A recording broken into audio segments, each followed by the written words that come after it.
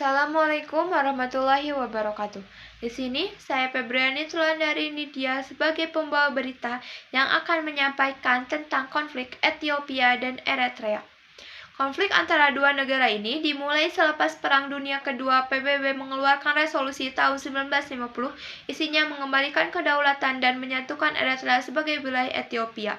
Di samping itu, Haile Selassie, Kaisar Ethiopia, saat itu punya ambisi untuk menjadikan Ethiopia sebagai pemimpin di Afrika. Pada saat itu, dia membebaskan budak-budak di seluruh wilayah Ethiopia. Kebijakan yang dibuatnya membuat rakyat bisa mengeluarkan suara dan punya hak memilih. Karena Eritrea udah diatur sama pemerintah Ethiopia, Selassie menetapkan kebijakan-kebijakan yang ketat. Tahun 1959, pemerintah Eritrea berubah nama menjadi Administrasi Eritrea.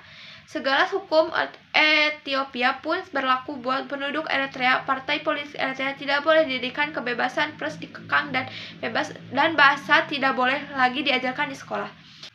Puncaknya pada 14 November 1962, Selassie mengeluarkan Orde Nomor 27 yang menyatakan kalau periode federal Eritrea berakhir. Ethiopia secara sepihak memasukkan Eritrea ke dalam provinsi ke-14-nya. Penduduk Eritrea pada agak terima. Mereka yang tidak suka dengan sikap Selassie melakukan perlawanan dan meletuskan Perang Kemerdekaan sejak September 1961 hingga Mei 1991. Pada waktu itu Eritrea didukung oleh negara Arab dan gerilya Palestina, sementara Uni Soviet dan Kuba memberikan bantuan ekonomi dan alat militer kepada Ethiopia. Setelah jatuhnya Uni Soviet, PBB melakukan intervensi kepada dua negara ini. Hasilnya 24 Mei 1993, Eritrea berdaulat dan mendapatkan pengakuan penuh dengan Asmara sebagai ibu kota. Lalu, apakah dengan merdeka dan diakuinya Eritrea membuat konflik ini selesai?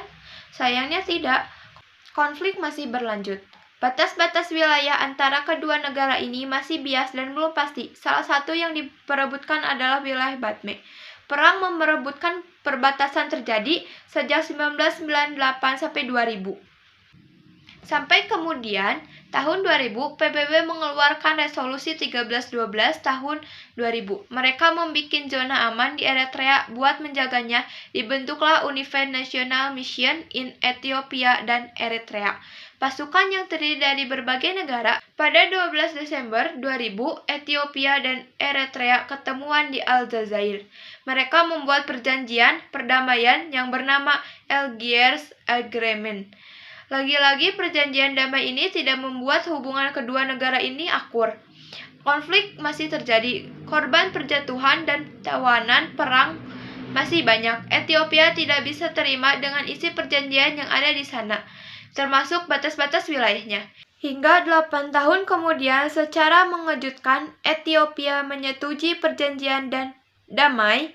Mereka membebaskan tahanan, juga menyetujui pembagian wilayah kota Badme. Penerbangan Ethiopia ke Eritrea pun dibuka kembali sebagai tanda mereka mulai akur.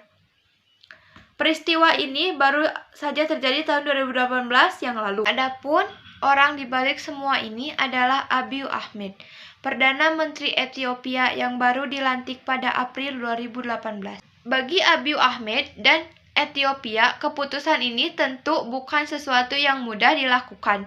Butuh keberanian untuk melepas ego. Kebijakan yang diambil pasti mendapat banyak perspektif. Ada yang setuju dan ada juga yang kontra.